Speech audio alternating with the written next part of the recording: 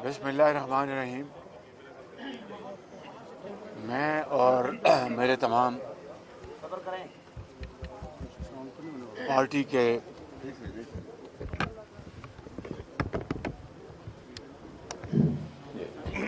बिस्मिल्लाहिर्रहमानिर्रहीम मैं और मेरे तमाम पार्टी के सीनियर मेंबरान आज यहाँ पर हज़रत मौलाना फजल रहमान साहब की दावत पर हाज़िर हुए थे और यकीनन हज़रत की मेज़बानी मिसाली है और ये दावत शराज थी। खाना पुरतकल्लफ और इंतहाई लजीज था, जो कि हमेशा इसी तरह होता है। तो आज मिल बैठने का एक मौका था। चंद रोज़ पहले मैं हज़रत की खिदमत में हाज़िर हुआ था। इनको इनकी सेहतयाबी की मुबारकबाद देनी थी और आज हम यहाँ पर इनके दौलत खाने में हाज़िर हुए। कल इंशाअल्लाह PDM का इजलास है जिसकी सदारत हज़रत फरमाएंगे और उसमें फिर जो मुल्की सूरत हाल, जो सियासी मामलात हैं, बजट की अगले महीने बजट हुकूमत ने पेश करना है,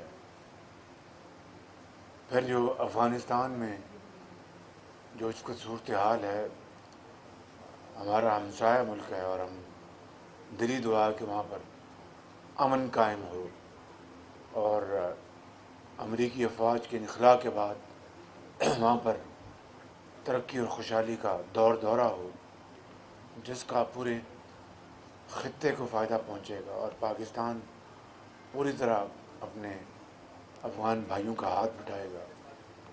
तो ये कल इंशाअल्लाह इन तमाम अमूर के ऊपर बात होगी।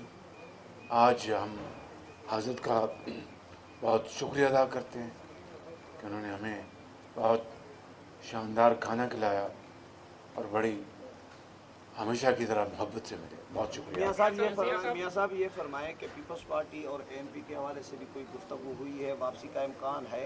कल PDM का इस्तेमाल का इजलास है, उसकी सदारत हज़रत ने फरमानी है। तमाम मेंबर पार्टीज़ वहाँ पर मौजूद होंगी। मुशावरत के साथ जो भी फैसला होगा आपको उसके बाद इत्तला हो जाएगी। मियाँ साहब क्या आप अपनी कोई कोशिश कर रहे हैं बिलावल भुट्टो को ज़रदारी को और ANP को लाने के लिए? आज के इस मुलाकात में देखिए, कैसा हम हुआ? PMLN दूसरी पार्टी के साथ एक पार्टी है। किसी एक पार्टी को इख्तियार नहीं कि वो किसी को ले आए या छोड़ आए। ये एक फोरम है और इसमें मुशावरत के साथ, कंसेंसस के साथ फ़ैसले होते हैं और फिर जब मुशावरत हो जाती है तो सदर उनका ऐलान करते हैं। आपकी ज़ाती राय सर क्या है कि क्या उन दोनों जमातों को दोबारा आना चाहिए या नहीं आना चाहिए? मेरी कोई ज़ाती राय नहीं, PMLN की राय है। मियाँ साहब ये एक तअस्सुर बस है, हो गया जी। मौलाना फरमाइए, मौलाना फरमाइए। मियाँ साहब आप बताएं, तासुर रज़ा गिलानी को सर आप जो भी तासुर है शहीद पर बुलाया था, क्या आपने रज़ा गिलानी को अपनी नज़र देखें, इस तरह की बात, हमने पार्लिमानी लीडर्स को बुलाया था। PDM का उससे कोई ताल्लुक़ नहीं था। ये गलत फहमी को मेहरबानी करके दूर कर दें। शाहिद अब्बासी साहब ने इस बात का पूरी तरह इसका वजाहत कर दी है कि वो पार्लियामेंट असेंबली में और सेनेट में जो हेड्स हैं उनको हमने दावत दी थी और उसमें मैं चूँकि तमाम जो अपोजिशन पार्टीज़ की मेहरबानी से उन्होंने मुझे मुंतखब किया है लीडर ऑफ द अपोजिशन, मेरा ये फ़र्ज़ है, मेरी ज़िम्मेदारी है कि हम मुशावरत के साथ पार्लिमान में, असेंबली के फोरम में एक मुश्तरका लाएमल बनाएं जिससे बजट और इनकी जो तमाम जो महाज़ों में बदतरीन غفلت ہے، میسو فیلئرز ہیں، ان کو ایکسپوز کریں. مثال کے طور پر دیکھیے نا کہ کووڈ کے حوالے سے یہ تیسری لہر جاری ہے جو کہ بہت ہی خطرناک ہے. اس 1.5 سال کے عرصے میں جب سے ویکسینیشن دنیا میں اویلیبل ہوئی، انہوں نے کیا اقدامات کیے؟ کیا اس سے کوئی زیادہ مجرمانہ غفلت ہو سکتی ہے کہ دنیا کے وہ ممالک جو ہم سے پیچھے ہیں ان کی جو ویکسینیشن کی شرح جو ہے ہم سے کہیں آگے ہے، اور ہم نے صرف جو امداد میں جو ٹیکے ملے اس کے اوپر اکتفا کیا. یہی جو کرپشن ہوئی ہے، جو اسکینڈل ہوئے ہیں چینی کے، گندم کے، سبسڈیز کے، یہی پیسہ اس کرپشن کی نظر نہ ہوا ہوتا تو یقین کریں کہ آج اس ملک کے اندر ویکسینیشن کے حوالے سے معاملات بہت بہتر ہوتے کہ وہ پیسہ جو ضائع ہو گیا، ہڑپ کیا گیا، وہ ادھر استعمال ہوتا. لیکن شومیہ قسمت کہ ہمارے سلیکٹڈ وزیر اعظم کو اس کا کوئی احساس نہیں تھا. وہ ریاست مدینہ کا تو دن رات اس کا تذکرہ کرتے ہیں، مگر عمل جو ہے اس کے 100% اس کے عمل کوفی کا 100% خلاف. اگر ریاست مدینہ کا ذرا بھی ان کو احترام ہوتا تو جناب درد دل کے ساتھ پاکستان کے کونے کونے میں پہنچتے اور ہر جگہ سینٹرز بنواتے، ویکسینیشن ہوتی، لوگ جھولیاں اٹھا کے دعائیں دیتے.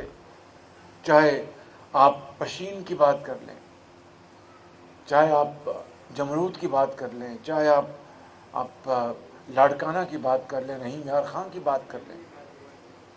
دیکھیے میں خود نمائی کی بات نہیں کرنا چاہتا، بات لمبی ہو رہی ہے. جب ڈینگی آیا تو اپنے لیڈر نواز شریف کی سربراہی میں ہم نے جان توڑ کوشش کی، گھر گھر سپرے کروائے، وزیر جاتے رہے، میں خود جاتا رہا، سڑکوں پہ پیمفلٹس بانٹے. جو بلڈ ٹیسٹ کی مشینیں تھیں ہم نے درجنوں کے حساب سے ایئر فریٹ کروایا. پلیٹلیٹس کی جو مشینیں تھیں ہم نے جرمنی سے ایئر فریٹ کروائیں. وہ جو تھا اس کا ٹیسٹ پرائیویٹ سیکٹر میں اس کو 90 روپے فکس کیا، چاہے وہ چغتائی لیب تھی یا وہ اتفاق ہسپتال کی لیب تھی یا شوکت خانم کی لیب تھی. اور سرکاری اسپتالوں میں مکمل طور پر فری وہاں پر ٹیسٹ ہوتے تھے. اور انہوں نے کہا تھا سری لنکن سے کہ یہ دنیا کی اتنی بڑی وبا نے پنجاب میں اور خاص طور پہ لاہور میں حملہ کیا ڈینگی نے کہ خدا نہ خواستہ 25,000 لوگ لقمہ اجل بن سکتے ہیں. اس مالک کا کرم ہے کہ پوری مشینری کی کوشش کے نتیجے میں، چاہے وہ سیاستدان تھے، وزیر تھے، بیوروکریٹ تھے، ایکسپرٹس تھے، ایپٹمالوجسٹ تھے، جو بھی تھے، 250 لوگ اللہ کو پیارے ہوئے، جن میں وہ بھی شامل تھے جن کو کوموربڈیز تھی، یعنی دوسری امراض تھی. اور اگلے سال اس خدا کے فضل و کرم سے زیرو کوئی اپنا اموات واقع نہیں ہوئی. اور یہاں پر تیسرا مرحلہ ہے اور ہم ٹیکوں کا انتظام نہیں کر سکے اور صرف جو ہمیں اپنے مفت ملی اس کے اوپر تکیہ کیا. تو بہرکیف بات بہت لمبی ہوگی. میں آپ کو شکریہ ادا کرتا ہوں. کل پی ڈی ایم کی میٹنگ ہوگی، اب حضرت بات کریں گے. بس جی بس مہربانی جی چلیں جمال سے بات. میں انتہائی شکر گزار ہوں جناب میاں محمد شہباز شریف صاحب کا اور ان کی ٹیم کا کہ انہوں نے ہمیں عزت بخشی، تشریف لائے. اور 2 روز پہلے بھی وہ تشریف لائے تھے میری صحتیابی کے حوالے سے. تو ایک رشتہ ہے، ایک تعلق ہے، اور ایک بڑے ہونے کے ناطے وہ ہمیشہ اس شفقت کا مظاہرہ کرتے رہتے ہیں. جن مسائل کی طرف انہوں نے اشارہ کیا، یقیناً پاکستان 2-3 سالوں سے اس سے دوچار ہے پہلی مرتبہ ایسا ہو رہا ہے کہ پاکستان میں مرض تو آتے ہیں لیکن اس کی علاج کی کوئی صورت نہیں ہوتی. تو یہ بدقسمتی ہے اس قوم کی کہ جو لوگ قوم پر مسلط کیے گئے ہیں یا ان کو سلیکٹ کر کے قوم پر مسلط کیا گیا ہے وہ نااہل ثابت ہوئے ہیں، اور نااہلی کے بعد پھر ان نااہلوں کو سہارا دینا یہ اس سے بڑا ایک جرم ہے جو ہم سمجھتے ہیں کہ ہر ایک کو نظر ثانی کرنی چاہیے اپنے ان غلطیوں پر جو اس سے پہلے سرزد ہوئی ہیں، چاہے وہ ادارے ہیں، چاہے وہ جماعتیں ہیں، چاہے وہ ہمارے عوام ہیں، چاہے وہ پبلک ہے، چاہے وہ نوجوان ہیں، کہ اب ہم نے کس طرح اپنے ملک کے مستقبل کو سنوارنا ہے. ہم نے جگہ جگہ پہ ہو رہے ہیں اور انسٹیٹیوشنز جو ہیں ان کو تباہ کیا جا رہا ہے. پاکستان کے اندر ظاہر ہے جی کہ بڑے بڑے انسٹیٹیوشنز ہیں جو کام کر رہے ہیں قوم کے لیے، ملک کے لیے، ان کے رفاہ کے لیے، لیکن آپ نے دیکھا کہ کچھ عرصہ پہلے انہوں نے دینی مدارس کے اندر بھی نقب لگائی اور وہاں پر پہلے سے موجود جو ہمارے انسٹیٹیوشنز تھے اس کے مقابلے میں ڈمی قسم کے نئے بورڈز انہوں نے متعارف بھی کرا دیے اور جبراً کوشش کی جا رہی ہے کہ مدارس کو ان کی طرف لے جایا جائے. یہ عجیب بات ہے کہ ایشو تو یہ تھا کہ انسٹیٹیوشنز کی اصلاح کی جائے، ایشو یہ تھا کہ ان کو ایک قومی دھارے میں لایا جائے، اور اس پر مذاکرات بھی گزشتہ 10 سالوں سے 12 سالوں سے چل رہے تھے، لیکن یکدم سے ان کے صفوں کو میں توڑ پھوڑ پیدا کرنا، یہ آپ بتائیں کہ کیا یہ اصلاح کی نیت سے ہو سکتا تھا؟ میں جو کہتا تھا کہ یہ لوگ نیک نیت نہیں ہیں تو نتیجہ سامنے آ گیا کہ کس طرح بدنیتی کے ساتھ وہ ملک کے انسٹیٹیوشنز کو تباہ کر رہے ہیں. ہم وقف املاک کے حوالے سے ہم نے بات کی ہے، یہ سرے سے قرآن و سنت کے خلاف ہے، یہ سرے سے پاکستان کے آئین کے خلاف ہے، یہ سرے سے پاکستان کے اندر دیے ہوئے انسانی اور بنیادی حقوق کی نفی ہے. اور اس حوالے سے ہم نے کہا ہے کہ اس کے شرعی تعین، آئینی تعین، قانونی تعین کے لیے اس کو اسلامی نظریاتی کونسل میں بھیجا جائے. زبردستی ہمارے اوپر اس قسم کے قوانین مسلط نہ کیے جائیں، یہ فیصلے نہ کیے جائیں. اور ظاہر ہے کہ جہاں پر ہم اس قسم کے داخلی خلفشار کا شکار ہیں اور قدم قدم پر ہم کنفیوژنز پیدا کر رہے ہیں اداروں کے اندر، چاہے وہ نجی ادارے ہوں چاہے وہ سرکاری ادارے ہوں، وہاں پر خطے کی جو صورتحال ہے اس میں بھی کوئی ہم ایسی جگہ نہیں کھڑے ہوئے کہ جو پاکستان کے استحکام کا سبب بن رہا ہے. انڈیا کے ساتھ ہمارے تعلقات، ہم ہزار زبان سے کہیں کہ ہم اچھے تعلقات قائم کرنا چاہتے ہیں، ہم پرامن تعلقات قائم کرنا چاہتے ہیں، لیکن کشمیر کا سودا کر کے تو ہم اچھے تعلقات پہلے بھی قائم کر سکتے تھے. اس پر اپنے موقف میں تبدیلی لا کر ہندوستان سے بہتر تعلقات کے مواقع تو پہلے بھی آئے تھے، لیکن اس طرح کے ہم ایک قوم کو بیچ کر، ان کی عزت و ناموس کو بیچ کر، ان کی انسانی حقوق کو بیچ کر ہم اس کے مسئلے پہ بات کریں. ہم نے فاٹا میں تبدیلیاں لائیں، کتنی بڑی امیدوں کے ساتھ لائیں، اور فاٹا کے عوام کو ہم نے کیا کیا سبز باغ دکھائے، لیکن آج وہاں پر کچھ بھی نہیں ہے، نہ پرانا نظام نیا نظام. ابھی نئے نئے آرڈیننس آ رہے ہیں کہ فلاں چیز کو دوبارہ واپس کیا جائے، فلاں کو واپس کیا جائے، یہ چیز نہیں چل رہی.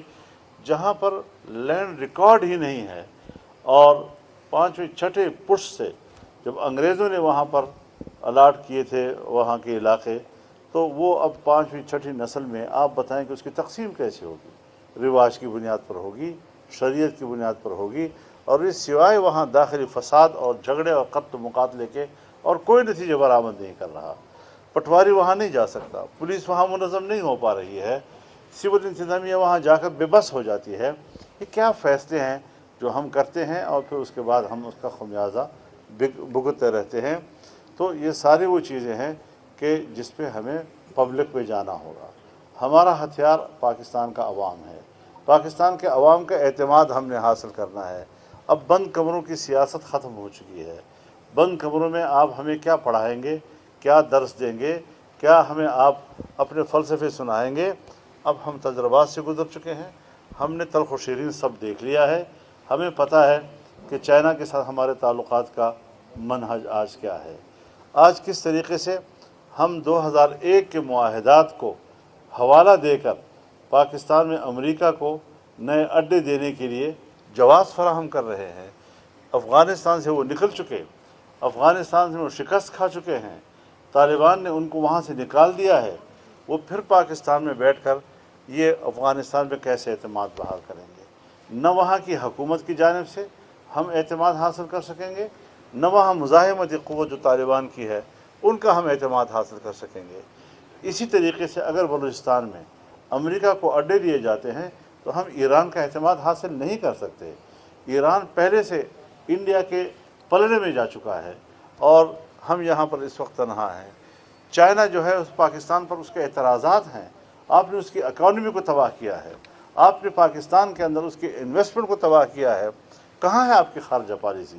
میرے خیال میں ان لوگوں کو خارجہ پالیسی کے بنیادی اصول تک کا علم نہیں ہے، خارجہ پالیسی کا اساس کیا ہوتا ہے، خارجہ پالیسی کی پرائرٹیز کیا ہوتی ہے، اپنی پیداواری صلاحیت آپ کی ہے نہیں، اور کامیاب خارجہ پالیسی کی بات کرنا اس سے بڑی حماقت اور کوئی چیز نہیں ہو سکتی۔ تو ملک کی معیشت کو بہتر بنانا ہے، اور جو بجٹ آ رہا ہے میں پیشگی بتا دینا چاہتا ہوں کہ جی ڈی پی گروتھ میں ڈبل جھوٹ بولا جائے گا اور قوم کو دھوکہ دیا جائے گا، کیونکہ پچھلے سال سے ہماری اکانومی جس جمود کا شکار ہے، کوئی اشارہ دنیا میں نہیں ہے کہ ہماری اکانومی کچھ بہتری کی طرف جا رہی ہے۔ بس یہ ہے کہ بہار آنے والی ہے، تو بہار آنے سے کیا ہماری سردی اور گرمی ختم ہو جاتی ہے؟ تو یہ چیزیں جو ہیں ہمیں مد نظر رکھنی چاہیے۔ اس پر پی ڈی ایم کا کل اجلاس بھی ہوگا، آئندہ بھی مشاورت ہوگی، اور میاں صاحب اب جیل سے بھی باہر آ گئے ہیں، مسلم لیگ کے صدر بھی ہیں، انشاءاللہ ان کی بہتر رہنمائی ہمیں اس حوالے سے حاصل رہے گی۔ پی ڈی ایم کی بڑی بات، پیپلز پارٹی مفاہمت کرتے کرتے پی ڈی ایم سے نکل گئی، اگر مفاہمت کا جو بیانیہ ہے وہ نون لیگ پہ بھی غالب آ گیا تو پی ڈی ایم کہاں کھڑا رہے گا؟ دیکھیے، جہاں تک تعلق ہے پیپلز پارٹی کا، جو چیزیں ہم متفقہ طے کر لیں، چاہے مزاحمت کے حوالے سے کریں چاہے مفاہمت کے حوالے سے کریں، سمجھ میں بات آتی ہے کہ ایک فورم معاملے طے کر رہا ہے، لیکن بات ہے ایک تنظیم کے اصولوں کی، اس کے جمہوری اصولوں کی، جہاں آپ ایک رائے دے رہے ہیں اور 9 جماعتیں اس سے اختلاف کر رہی ہیں اور صرف ایک پارٹی، تو پھر ایک پارٹی کو 9 جماعتوں کے سامنے سرنڈر ہونا چاہیے، یہ نہیں کہ ہم عقل مند ہیں اور باقی بیوقوف ہیں۔ حالات کو دیکھ کر فیصلے کرنے ہیں، مل کر کرنے ہیں، جو بھی ملک کے لیے مفید ہوگا، جو بھی آنے والے حالات کے لیے موزوں ہوگا، انشاءاللہ وہ مشاورت کے ساتھ۔ بہت شکریہ۔